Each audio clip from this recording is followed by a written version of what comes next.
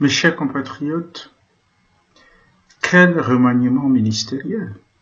Quel remaniement ministériel! Le sang des Camerounais crie vers Dieu. Et au moment où le sang des Camerounais crie vers Dieu et demande justice, vous convenez avec moi que ce n'est pas un énième remaniement ministériel qui va résoudre le problème du Cameroun. Quand M. Biya nomme M. Atanganji ministre de l'administration territoriale, c'est quoi le projet? C'est une provocation au regard de la crise anglophone. C'est même cynique.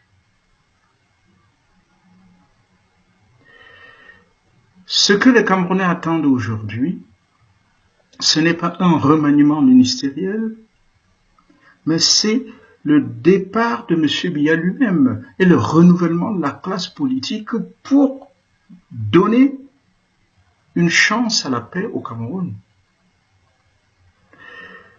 C'est démentiel de demander à un monsieur de 85 ans de se représenter aux élections pour un mandat de 7 ans après 35 ans de pouvoir. C'est même inhumain.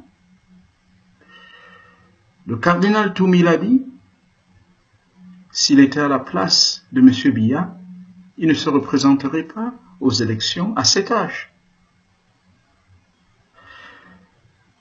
Monseigneur Cléda, l'archevêque de Douala, l'a dit, et je cite, « Si M. Biya aime le Cameroun, qu'il se retire du pouvoir. »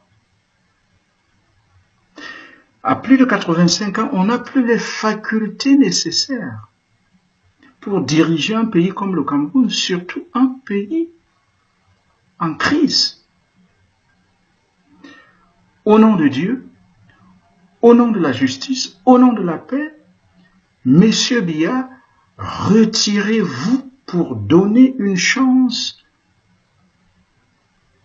à la transition au Cameroun qui permettrait aux Camerounais de dialoguer sur la crise anglophone, de dialoguer sur un système électoral consensuel, de remettre ce pays sur le chemin de la renaissance. Après 35 ans au pouvoir, mieux vaut partir que d'en être un chassé comme un malpropre. Monsieur Biya, au nom de Jésus-Christ,